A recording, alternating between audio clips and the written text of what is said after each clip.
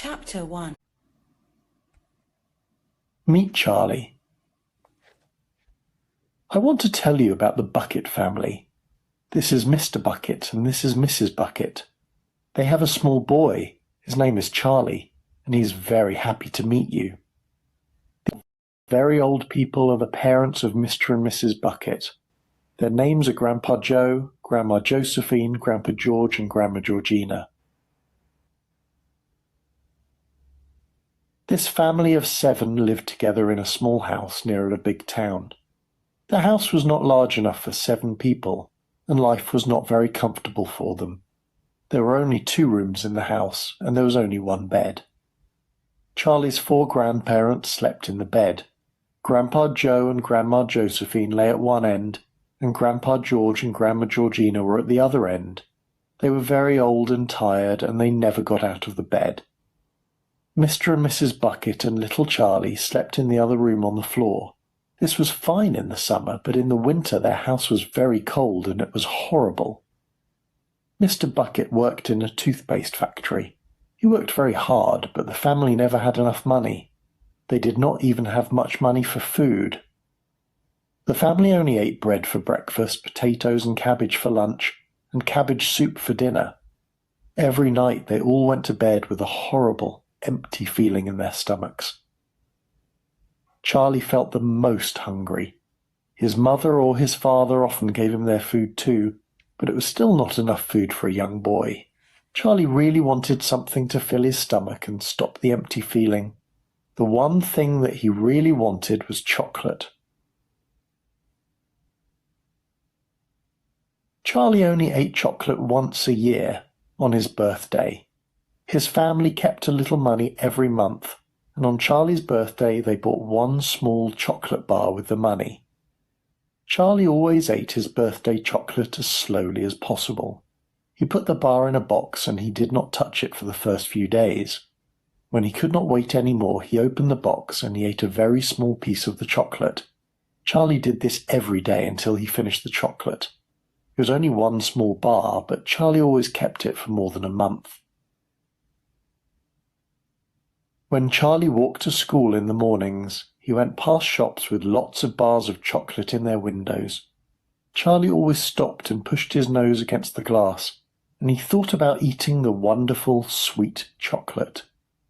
He often saw other children eating bars of delicious chocolate, and that, of course, was terrible. But there was one thing in Charlie's life that was even worse than the bars of chocolate in the shop windows. In Charlie's town there was an enormous chocolate factory. It was the largest and most famous chocolate factory in the world. It was Wonka's factory, and Mr. Willy Wonka was the greatest maker of chocolates ever. Strange noises came from inside the factory, and the air outside smelled like chocolate for half a mile in every direction. On his way to and from school, Charlie had to walk past the factory. He walked very, very slowly, and he held his nose high in the air and smelled the chocolate all around him. Charlie loved that smell. He really wanted to go inside the factory and see Mr. Wonka's wonderful chocolate and sweets. Every evening Charlie ate his cabbage soup, then he went into his grandparents' room. Charlie liked to listen to their stories. His grandparents were very old, and they slept for most of the day. But Charlie was the best thing in their lives, and they loved his evening visits. When Charlie came into the room, they all smiled happily. They all started talking, and everyone forgot that they were hungry or poor. One evening, Charlie asked his grandparents about the factory. "Is it true that Wonka's chocolate factory is the biggest chocolate factory in the world?" asked Charlie. "Of course it's true," cried all 4 of his grandparents. "And is Mr. Willy Wonka really a clever chocolate maker?" asked Charlie. "Is he clever?" cried Grandpa Joe. "My dear boy, Willy Wonka is more than just clever." Grandpa Joe was 96 and a half, and he was a very tired old man. But when he spoke about Willy Wonka, he became as excited as a young boy. "He's the most wonderful chocolate maker in the world," said Grandpa Joe. He's invented more than 200 delicious new chocolate bars. And it's not just chocolate. He invented a new chocolate ice cream, and it's cold for hours and hours without being in the fridge. That's not possible, said Charlie. Of course it's not possible, said Grandpa Joe. But Willy Wonka did it.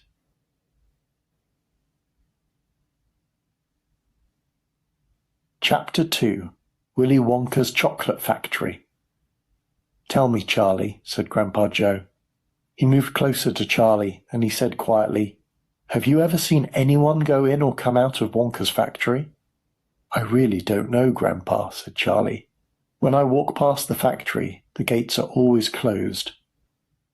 Many years ago, Mr. Wonka had thousands of workers, said Grandpa Joe. But one day he told them, Go home and never come back. Why? Asked Charlie. Because of spies, said Grandpa Joe. Other chocolate makers were sending their spies to work in Wonka's factory. They wanted to steal his secret ideas. Oh, no! Did they steal them? Asked Charlie. Yes, they did, said Grandpa Joe. Soon after that, the other factories started making delicious new chocolates and sweets and ice creams, and they were all just like Wonka's. This is terrible, said Mr. Wonka, and he closed the factory. Nobody saw him for months and months. But one day, we saw smoke at the factory, and we could hear the machines inside again. People in the town ran to the factory gates, but they were still closed. But who works there? Asked Charlie. Nobody knows, said Grandpa Joe. Then Mr. Bucket came into the room, looking excited. He was back from his job at the toothpaste factory, and he had a newspaper in his hands. Have you heard the news? He cried. He showed the family the newspaper. Wonka is going to open his factory again? Do you mean that people can go inside the factory? Cried Grandpa Joe. What does the newspaper say? I'll read it, said Mr. Bucket. Listen. Chapter 3. The Golden Tickets. Evening News. Mr. Willy Wonka sent a letter to our readers today. I'm going to take 5 lucky children, only 5, around my factory, and I'll show them all my secrets. When they go home, and every year after that, I'll send them lots of chocolates and sweets. If you want to come to my factory, you have to find one of my golden tickets. There are 5 golden tickets inside 5 of my chocolate bars. They might be in any shop, in any street, in any town, in any country in the world. Good luck. From Willy Wonka. What a clever man, cried Grandpa Joe. Now every child in the world will buy his chocolate because they want to find a golden ticket. It's your birthday next week, Charlie, said Grandma Georgina. Maybe you'll find a golden ticket. No, he won't, said Grandpa George. Some children eat chocolate every day.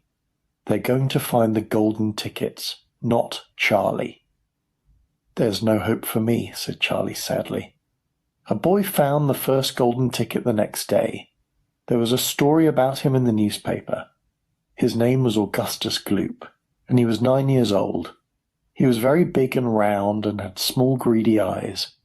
There was a big party for Augustus Gloop in his town, and all the schools closed for one day. My Augustus eats chocolate all day, his mother told the newspaper. We're very happy that he was the first person to find a golden ticket. There are only 4 golden tickets now, said Grandpa George. Who do you think will find them? Everyone in the world wanted to find the next golden ticket, but a small girl called Veruca Salt was the lucky person to find it. Veruca lived with her rich parents in a big city on the other side of the world. Charlie and his family listened to Veruca's father on the radio. My little girl had to have one of those golden tickets. I went into town and bought every Wonka bar. I bought thousands of them, he said. I own a nut factory, and I told my workers to stop opening nuts and to start opening chocolate bars. But nobody found a golden ticket. It was terrible. My little Veruca was very sad. Every day she cried, Where's my golden ticket? I want my golden ticket." Then, one day, one of my workers found the golden ticket, so I ran home and gave it to Veruca, and now we have a happy home again. "It's time for bed, Charlie," said Mrs. Bucket. "It's your birthday tomorrow, and I know that you want to wake up early and open your present." "Happy birthday!" cried Charlie's family the next morning. Charlie smiled and sat down on his grandparents' bed. He was holding his birthday present. It was a special Wonka chocolate bar. "Don't be sad if you don't find a golden ticket," said Mrs. Bucket softly. "Just forget about the golden tickets and enjoy the chocolate," said Grandpa Joe. Charlie did not say anything. He looked at his present for a long time. His 4 grandparents sat up in bed and watched him. The room was very quiet. Then, suddenly, Charlie opened the chocolate bar, but there was no golden ticket. It was just a bar of light brown chocolate. Charlie smiled at his family. It was a small, sad smile. Then he said to his mother, "Have a piece. I want everybody to have some." "No," everyone cried. "It's all yours, Charlie." That evening, a girl called Violet Beauregard found the 3rd ticket. She talked very fast and very loudly, but it was not easy to hear her on the radio because she was eating a large piece of gum. "I'm a gum eater normally," Violet shouted. "But when I heard about Wonka's golden tickets, I started eating chocolate. I'm very excited about going to Wonka's factory because I'm going to get lots of gum." Violet's mother tried to speak, but Violet just shouted, "Be quiet, Mother." A 9-year-old boy called Mike TV found the 4th golden ticket that same evening. Mike did not even like chocolate much. He just loved to watch television. There was a photo of him in the newspaper, and he was sitting in front of an enormous television. "Now, there's only one more ticket," said Grandpa George. Chapter 4. The Long Cold Winter. That winter was very cold. First it began to snow and then the wind came. Every time Charlie stepped outside the door, the wind felt like a knife on his face. The Bucket family were not thinking about the golden tickets anymore. They could only think about keeping warm and trying to get enough to eat. The cold wind came through the doors and the windows of their little house, and they were very hungry. But they only had cabbage to eat, sometimes with a little bread or a small potato. Charlie became thinner and thinner every day.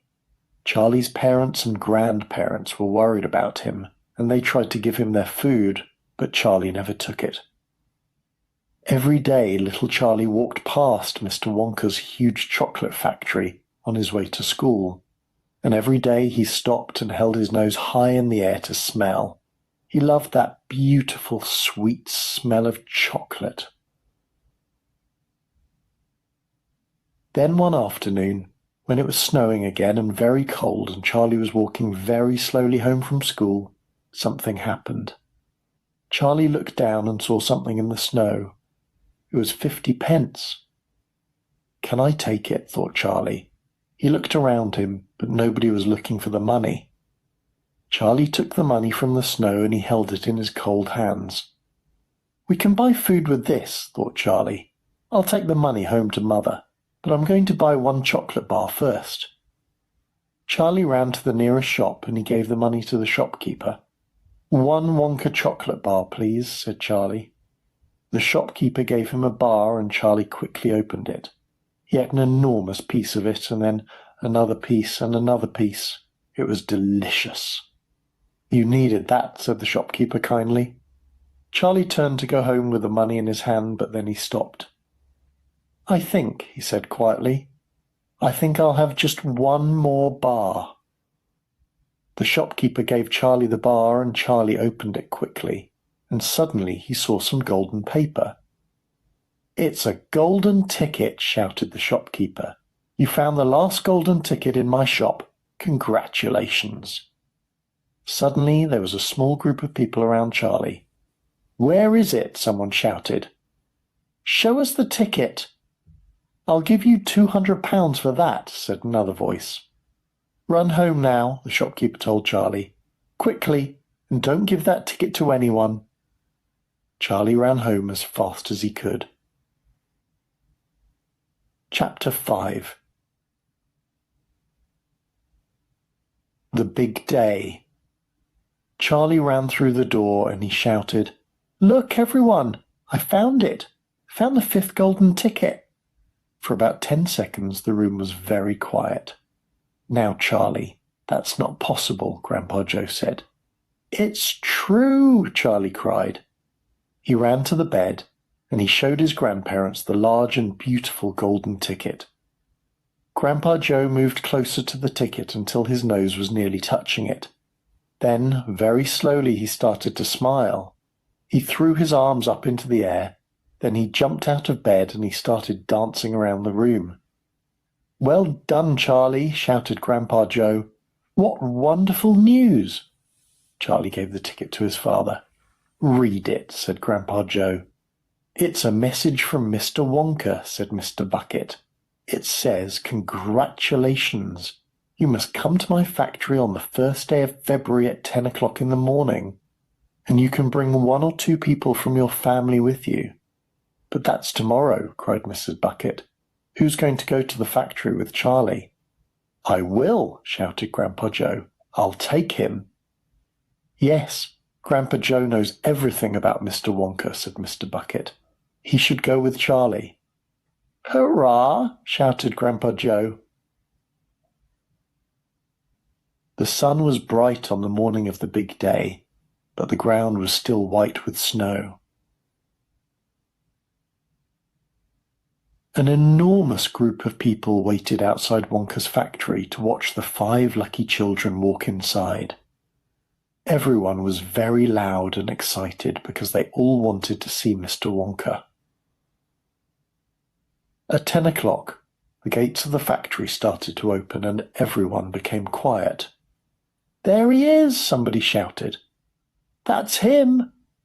And it was. Mr. Wonka had a black hat on his head, and he wore green trousers and a long and beautiful purple coat. He was very small, but he had a big smile on his face, and he looked very clever. Mr. Wonka smiled at the 5 children and cried, "Welcome, my little friends. Welcome to the factory." Mr. Wonka was as excited as the children, and he did a little dance when he checked their golden tickets. "Congratulations! It's good to see you," Mr. Wonka said to every child when they walked into the factory. "Are you ready?" asked Mr. Wonka, and the gates to the factory closed behind them. "Please don't touch anything without asking first, and stay with your parents. It's a big factory, and we don't want to lose you. Here we go, through the big red door." "It's so warm in here," said Charlie. They were standing in a very long corridor. Grandpa Joe held his nose high and smelled the air.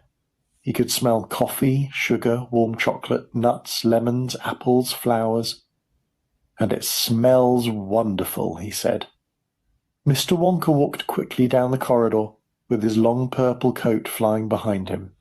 The children and their families all followed quickly. "We're going under the ground now," said Mr. Wonka. Mr. Wonka turned right into a thin corridor, then he turned left, then left again, then right, then left, then right. Then suddenly he stopped. In front of him there was a door. On the door, in large letters, it said, "The Chocolate Room." "This is one of the most important rooms in the factory," Mr. Wonka explained.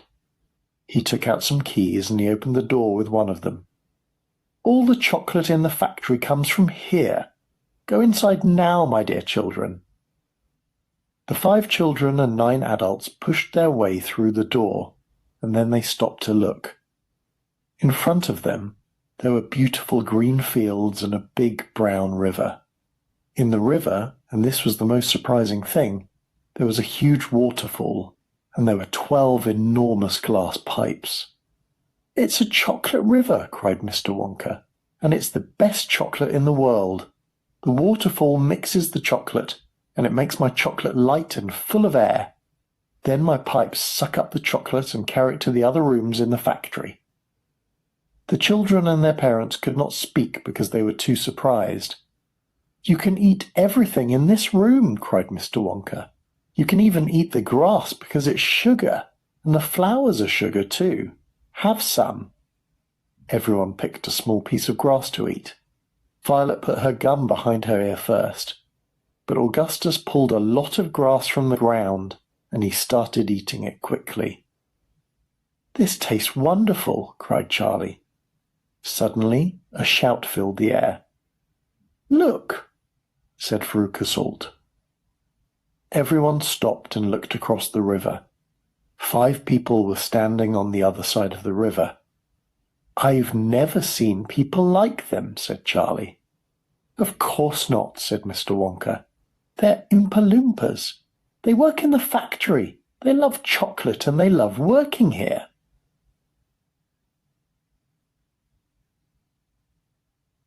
Chapter 6. The Chocolate Room. "Augustus!" shouted Mrs. Gloop suddenly. "Augustus, my dear, I don't think that you should do that." Everyone turned to look. Augustus Gloop was drinking from the river. He was drinking the chocolate as fast as he could. "Oh, no!" cried Mr. Wonka. "Augustus, please don't do that. You're going to make my chocolate dirty." "Augustus!" shouted Mrs. Gloop. "Listen to Mr. Wonka and come away from the river now." "This chocolate tastes delicious," said Augustus. He did not listen to his mother or to Mr. Wonka. Augustus put his head into the river, and he started to drink the chocolate thirstily. "Augustus, stop!" cried Mr. Gloop. Suddenly there was a shout, and Augustus Gloop fell into the river. "Save him!" cried Mrs. Gloop. "I'm not jumping in there," said Mr. Gloop. "I'm wearing my best jacket." The enormous glass pipes in the river started to pull Augustus closer. "Help!" cried Augustus. "I can't swim." And then the pipes sucked up more chocolate, and they sucked up Augustus with it. "Help! Phone the police!" shouted Mrs. Gloop. "Look, he's not moving," cried Charlie. "He's too big for the pipe." Augustus was not moving through the pipe, but there was a lot of chocolate behind him. "Augustus, get out of there!" cried Mrs. Gloop. Suddenly, all the chocolate pushed Augustus, and he flew through the pipe and disappeared.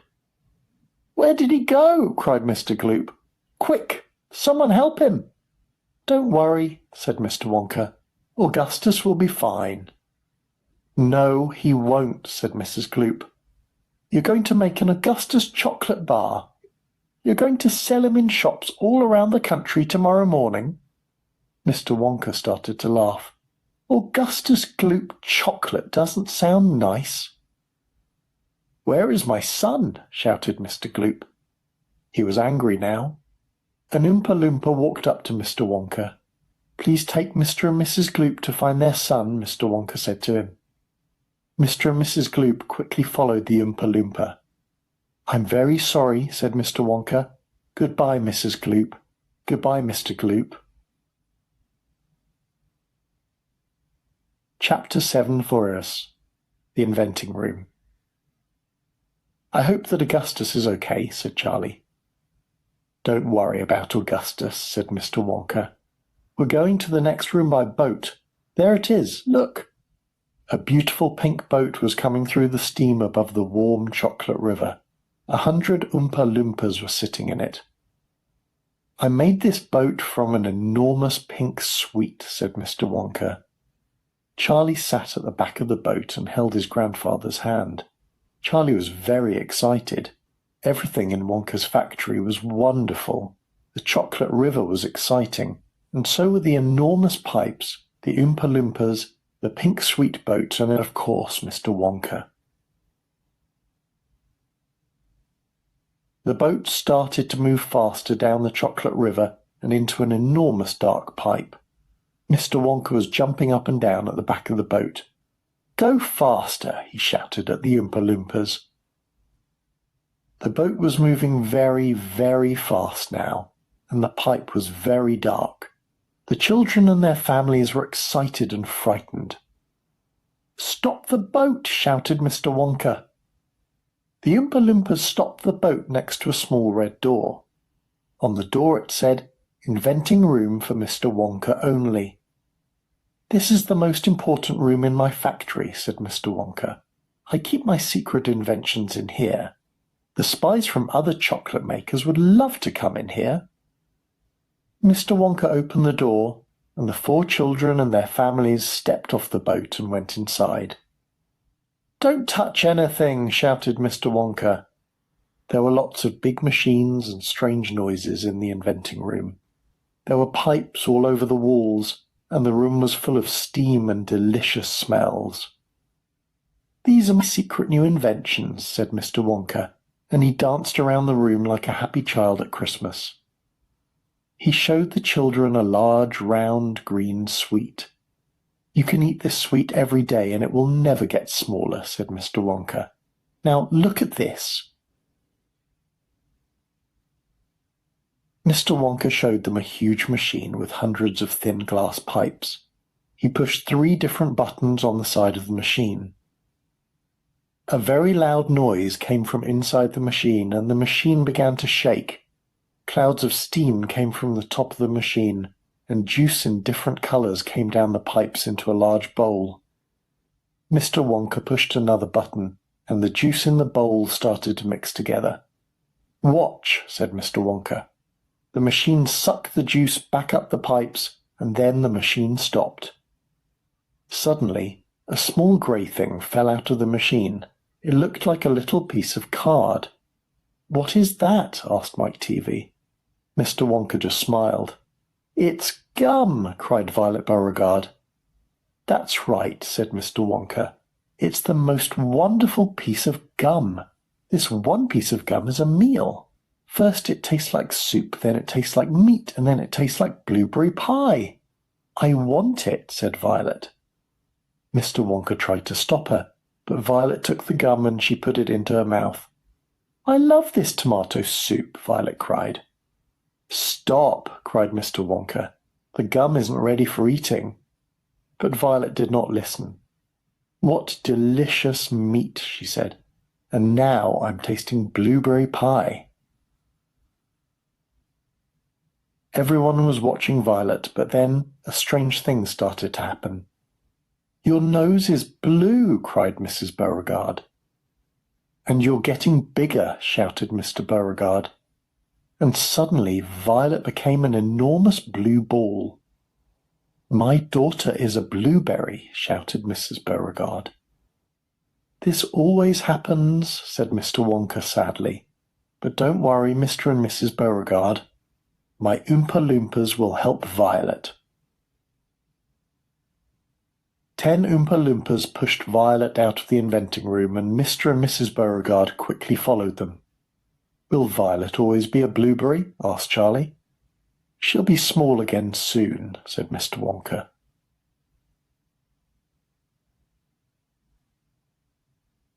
Chapter 8. The Nut Room. "Oh dear," said Mr. Wonka. 2 naughty little children have gone. Now there are only 3 good little children. I think that we should leave this room, or we may lose another child." The 3 children and the 5 adults followed Mr. Wonka out of a secret door behind some pipes at the back of the inventing room. Mr. Wonka walked quickly down another long corridor, and he stopped outside another door. On the door it said, "The Nut Room." "Please only look through the window," said Mr. Wonka. "We can't go inside this room." Everyone looked through their window. "Squirrels!" shouted Veruca. 100 squirrels were sitting on chairs around a large table. On the table there were lots of nuts. The squirrels were opening the nuts. "Why are you using squirrels for this?" asked Mike. "Why don't you use the Oompa Loompas?" "Oompa Loompas aren't very good at opening nuts," said Mr. Wonka, "but squirrels are great at it. They can hear if it's a good nut or a bad nut. Watch that squirrel there. I think that he's got a bad nut now." The squirrel hit the nut lightly on the table. Tap, tap, tap. And then it listened. Suddenly it threw the nut into a large hole in the floor. "Mummy!" shouted Veruca. "I want a squirrel." "Don't be silly," said Mrs. Salt. "Those are Mr. Wonka's squirrels." "But I want one," shouted Veruca. "I only have 2 dogs and 4 cats and 6 birds and 1 silly fish at home. I want a squirrel." "I'll buy you a squirrel when we get home," said Mrs. Salt. "No," shouted Veruca. "I want one of Mr. Wonka's squirrels." "How much are your squirrels?" Mr. Salt asked Mr. Wonka. "I'm not selling them," said Mr. Wonka. "I'll get one then," shouted Veruca. "Don't," shouted Mr. Wonka. But Veruca opened the door to the nut room, and she quickly ran inside. Veruca looked around the room.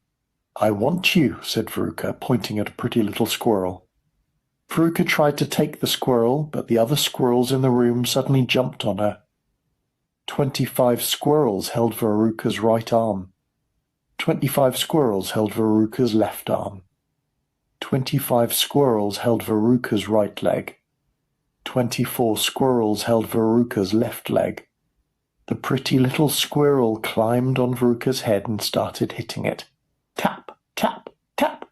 "What are they doing?" cried Mrs. Salt. "They're checking to see if she's a bad nut," said Mr. Wonka. The squirrels pulled Veruca to the floor. "She is a bad nut," said Mr. Wonka. "Stop!" shouted Veruca. But the squirrels did not listen. "Where are they taking her?" cried Mrs. Salt. "To the hole in the floor," said Mr. Wonka. "Then save her!" cried Mrs. Salt. But it was too late. The squirrels threw Veruca into the hole and she disappeared. Mr. and Mrs. Salt ran to the hole. "Veruca," cried Mrs. Salt, "are you down there?" The squirrels ran behind Mr. and Mrs. Salt and they pushed them into the hole too. "Oh dear," cried Charlie. "What's going to happen to them?" "I hope that someone will catch them at the bottom of the hole," said Mr. Wonka. Chapter 9. Television Chocolate. "Now there are only 2 children," said Mr. Wonka. "But don't worry about the other 3, they'll be fine. Do you want to see more of the factory?" "Oh, yes," cried Charlie and Grandpa Joe. "My feet are getting tired," said Mike TV. "I want to watch television." "If you're tired, then we should ride in the lift," said Mr. Wonka. He pointed at a pair of glass doors. The doors opened, and the 2 children and the 3 adults walked inside. "It's a glass lift, and you can see everything from here." "Wow," said Charlie. They were standing in the glass lift, and there were buttons everywhere.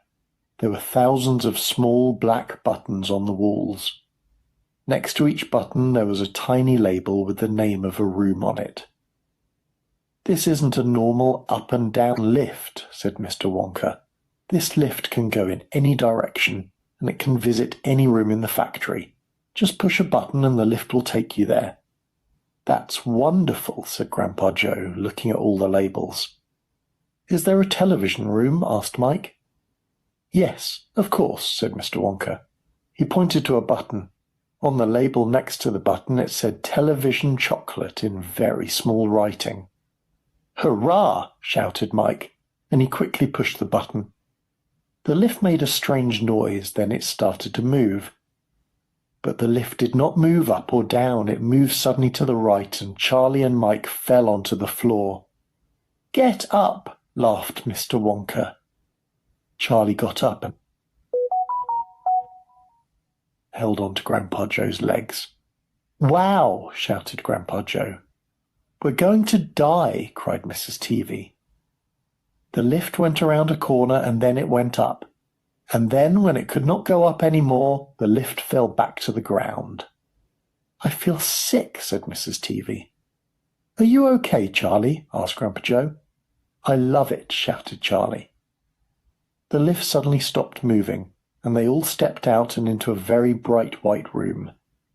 Mr. Wonka gave each of them a pair of dark glasses. "You must wear these in this room," he said. "The light is dangerous for your eyes." Charlie wore his glasses, and he looked around. At one end of the room there was a very large television, and at the other end there was a very large camera. A group of Oompa Loompas were checking it. "This is my new invention. It's called television chocolate," said Mr. Wonka. "With this camera, I can send a bar of chocolate into a television." "That's not possible," said Mike Teavee. "I'll show you," cried Mr. Wonka. 6 Oompa Loompas carried an enormous bar of chocolate into the room. The bar was the same size as a bed. "It has to be big," said Mr. Wonka, "because it looks very small on the screen." The Oompa Loompas put the chocolate bar in front of the large camera. Then one of them pushed a button. There was a bright flash, and then the chocolate disappeared. "There it goes," shouted Mr. Wonka. "Watch the screen." Everyone ran to look at the very large television. In the middle of the screen there was a small bar of chocolate. "Take it," cried Mr. Wonka. "We can't," laughed Mike. "It's just a picture on a television screen." "You take it, Charlie," cried Mr. Wonka. Charlie touched the screen with his hand. "It's real," Charlie said with a surprised smile. "I can feel the chocolate." "Eat it," shouted Mr. Wonka. "It's delicious. I'm going to use this invention to sell my chocolate on television. People will watch television, and then a voice will say, 'Eat Wonka's chocolates. They're the best in the world.' And if you don't think that it's true, taste one now. Then people can take the chocolate from their television screens." "That's a great idea," cried Grandpa Joe. "It'll change the world." "The invention isn't finished yet," said Mr. Wonka. "Sometimes we can only send half the bar." "But Mr. Wonka," shouted Mike Teavee, "can you send other things into the television? Is it possible to send people into the television?" "Everything is possible," cried Mr. Wonka, "but it's too dangerous." But Mike heard Mr. Wonka say, "Everything is possible," and he started running to the camera. "No, no, no," shouted Mr. Wonka. "Mike, stop," shouted Mrs. Teavee. There was another bright flash. Then everything went quiet. Chapter 10. The Last Child. "Where is my son?" cried Mrs. Teavee. "Oh dear," said Mr. Wonka. "We must watch the television screen. I hope that we get both halves of him." Mr. and Mrs. Teavee and Grandpa Joe and little Charlie and Mr. Wonka all watched the television screen. The screen was black. "It's taking a very long time," said Mr. Teavee. "Look at the screen," shouted Mr. Wonka. "Something is happening." The screen was getting brighter and brighter. "He's coming," cried Mr. Wonka. And then, in the middle of the screen, there was Mike Teavee. But he was tiny. "Mike," cried Mrs. Teavee, "are you okay?" "Hi, Mum. Hi, Dad," said Mike in a very small voice. "I'm on television." Mrs. Teavee touched the screen and took Mike out of the screen. "Hurrah!" cried Mr. Wonka. "He's okay." "But he's tiny," cried Mrs. Teavee. "Someone will step on him." "You're never watching television again," Mr. Teavee shouted to Mike. Mike started shouting, "I want to watch television." "Give him to me," said Mr. Teavee, and he put Mike inside his jacket. "Don't worry," said Mr. Wonka. "We can make Mike big again." "How?" asked Mrs. Teavee. "We'll stretch him," said Mr. Wonka. "I have a special machine for stretching my gum. We can use that." "Please take Mr. and Mrs. Teavee to the stretching room," said Mr. Wonka to an Oompa Loompa. The Oompa Loompa walked away with Mr. and Mrs. Teavee. "Please don't worry," Mr. Wonka said to them. "Where are we going next? And how many children are still here?" Little Charlie looked at Grandpa Joe, and Grandpa Joe looked back at little Charlie. Mr. Wonka, said Grandpa Joe, Charlie is the last child now. Are you the last child? Mr. Wonka asked Charlie. Yes, said Charlie quietly. Mr. Wonka suddenly jumped into the air. My dear Charlie, cried Mr. Wonka, you won. Congratulations.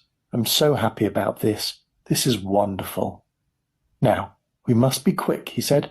We have a lot of things to do. Jump back into the lift, please. This is very strange, thought Charlie, but he was not afraid. He was very excited. And Grandpa Joe was excited too. Mr. Wonka pushed a button on the wall of the lift. The label next to the button said Up and Out. Up and Out? Asked Charlie. What does that mean? Wait and see, cried Mr. Wonka.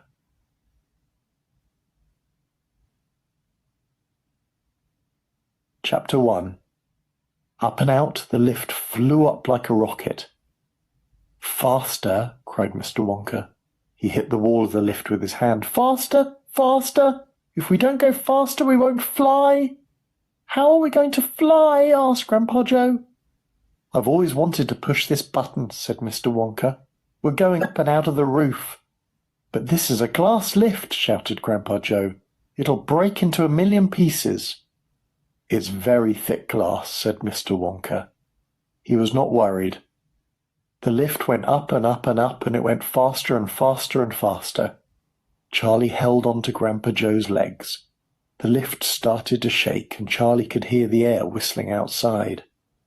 Then suddenly the lift crashed through the roof of the factory and flew into the sky. We're going to die, shouted Grandpa Joe. Don't worry, said Mr. Wonka. He pushed a button, and the lift stopped going up and hovered over the factory and the town. Charlie looked through the glass floor at the small houses and the streets and the white snow. He was standing in the sky. It was a very strange feeling. Look, cried Mr. Wonka. There are the other children. They're going home. Charlie could see the other children and their parents standing in a little group by the factory gates.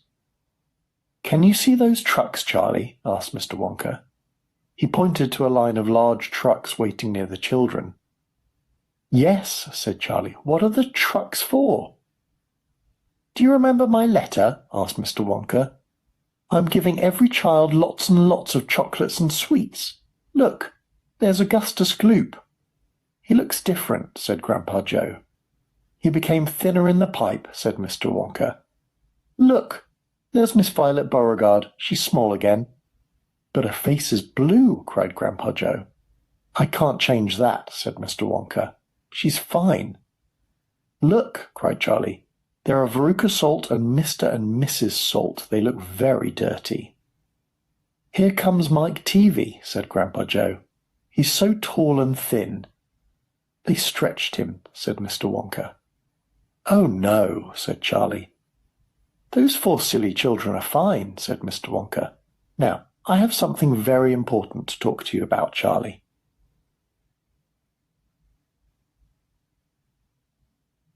Chapter 12. Charlie's Chocolate Factory. The glass lift hovered over the town.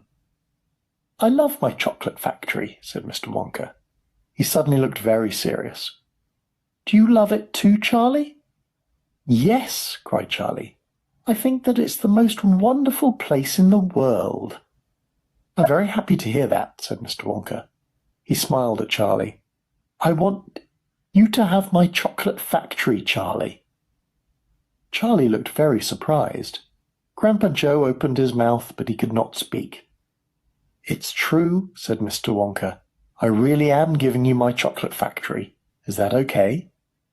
But why are you doing this? Asked Grandpa Joe. I'm an old man, said Mr. Wonka. I don't have any children or a family. Who's going to have the factory when I die? I want a good and kind child to have my factory now. Then I can tell this child all my secrets. Lots of people want the factory, but I don't want an adult. Adults don't listen to me. They won't learn. So, you sent out the golden tickets, said Charlie. Yes, said Mr. Wonka. I asked 5 children to come to my factory, and I liked you best, Charlie. Now I want you to bring your family to live in the factory. Where do you live, Charlie?" Charlie looked through the glass floor at the houses below them. "We live there," said Charlie. "It's the very small house." "I can see it," cried Mr. Wonka. He pushed some more buttons, and the lift flew to Charlie's house. "I don't think that my mother will come to live in the factory," said Charlie sadly. "Why not?" asked Mr. Wonka. "Because she won't leave Grandma Josephine and Grandma Georgina and Grandpa George," said Charlie.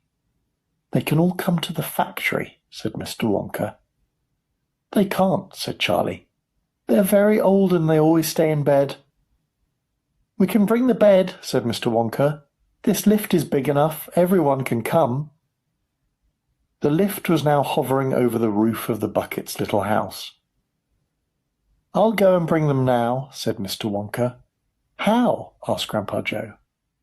"I'll go through the roof," said Mr. Wonka. He pushed another button. "No!" shouted Charlie. "Stop!" shouted Grandpa Joe. The lift crashed through the roof of the house and into the old people's bedroom. "Save us!" shouted Grandma Josephine, Grandpa George, and Grandma Georgina. "Don't worry," said Grandpa Joe. "It's only us." "Mother!" cried Charlie. "Mother, listen to me. Mr. Wonka wants to give me his factory." "What are you talking about?" asked Mrs. Bucket. "What happened to our house?" cried poor Mr. Bucket. "It's good to meet you, Mr. Bucket," said Mr. Wonka. "Please don't worry about your house. You don't need it now." "Who is this strange man?" cried Grandma Josephine. "This is Mr. Willy Wonka," said Grandpa Joe. "He wants us all to live in his factory." "No," shouted Grandma Georgina. "We're not going," said Grandpa George. But Mr. Wonka, Grandpa Joe, and Charlie pushed the bed into the lift. Then they got into the lift with Mr. and Mrs. Bucket. The glass doors closed, and Mr. Wonka pushed another button. The lift started to shake and flew into the sky like a rocket again. "Don't be afraid," said Charlie to his grandparents. "We're going to a wonderful place." "Will there be anything to eat at the factory?" asked Grandma Josephine. "I'm very hungry. We're all very hungry." "Is there anything to eat?" cried Charlie. He started to laugh. "You just wait and see."